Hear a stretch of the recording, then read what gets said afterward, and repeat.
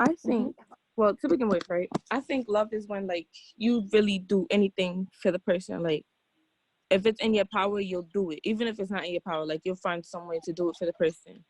But at the same time, it's like you'll be able to let them go even if it hurts you. So I'm really Mm. conflicted about how Jack feels about her. Well, I feel like he loves her, right? Because like I said, Mm-hmm. you'll do anything for the person. He's doing all these things to keep her alive. But then again, it's like at the same time, you have to accept that even if you can't save her, he has to be able to accept that. And I feel like he might love her, but he's not in love with her. I feel like being in love with somebody is stronger than loving them. So I feel like he loves her, but he's not in love. I I think he was more devoted to her. I feel like it's such a thin line between love and devotion. Like I Mm. feel like devotion is more like you guys were saying, like just willing to do anything for that person. But I feel like with love, you know your boundaries.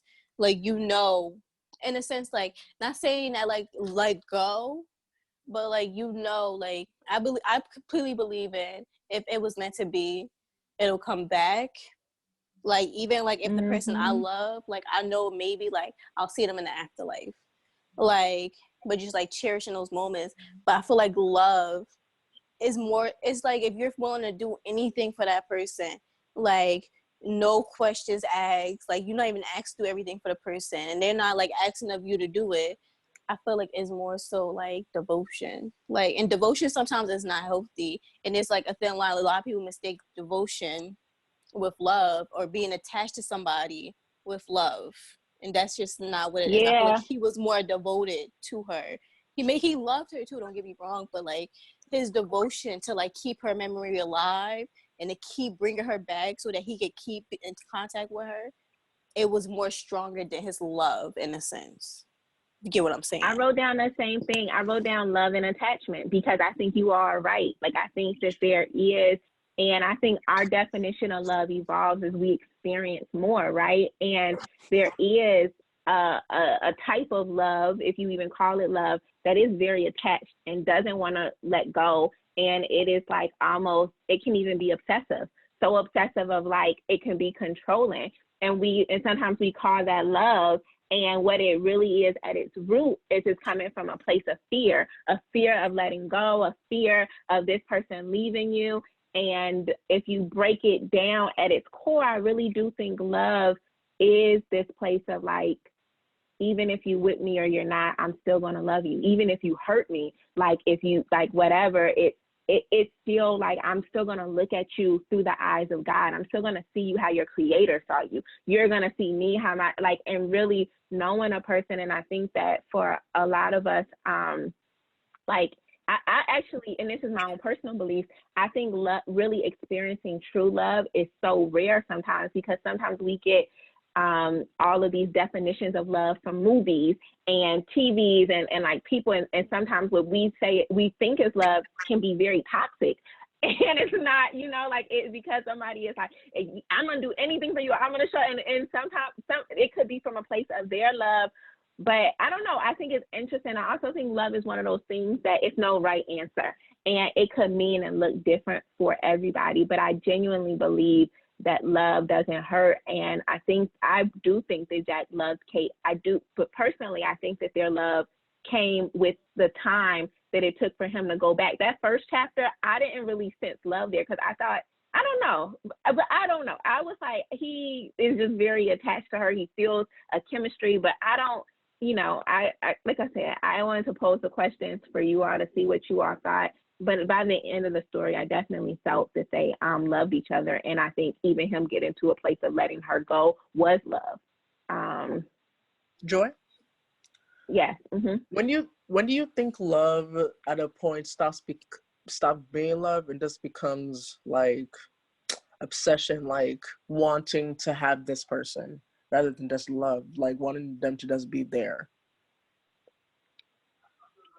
So I personally, again, I'm going to say I think, and other people can weigh in on this too. I think that when, I don't know if it's a point, like I think something could start off that way or it could end that way. So I don't know when you say it's a point where it becomes, I think that it, you know, when it's love, the way that I my litmus test for it is I'm looking for, is it a fear that is associated with it? Because if it's more fear, then that could be attachment. Am I like, is it tapping my insecurities, or is it is it tapping like the insecure, the worst parts of me, or is it tapping the best parts of me? Is it tapping the parts of me that makes me feel confident, that makes me be powerful, that makes me feel like the woman God created me to be? Or is it tapping the places in me that make me feel insecure, like, oh, like, am I trying to, like, I need this person to tell me I'm beautiful. I can't live without this person. Because if I'm feeling, if it's sparking things in me that are making me feel not sufficient or not making me feel whole, then that to me is a signal that it may be attachment, or it may be something that is not quite love yet. But if I'm feeling like my best self, and I'm feeling like, you know, I'm forgiving, I'm loving, I am even, then I'm feeling like, okay, this is love. And I'll even share, for me, one of the experiences that really taught me love was a person who broke my heart, like, and a person who hurt me worse than anyone else, like, has ever hurt me. And what I saw in that experience was that I could still love that person. I could still forgive that person and choose not to be with that person. And that hurts, but that's what I realized, like, the love is much more powerful than the hurt. Like, and then part of loving someone is loving yourself, because sometimes you get to a point in life where it's not healthy. You realize a person you love is not, it's preventing you, or it's making it hard for you to love yourself. And I think that you should never stop loving loving someone. You should always love yourself too. And sometimes you can love someone so much, and they could be a person who doesn't love themselves, and their toxic habits will come on to you. And so you have to make a decision to say, hey, I'm going to love you from a distance. And you have boundaries, and boundaries are healthy. Boundaries are very, very healthy, and you can love with boundaries. Does that answer your question a little bit? Yes, that was a lot. Thank you. That actually really helped. Okay.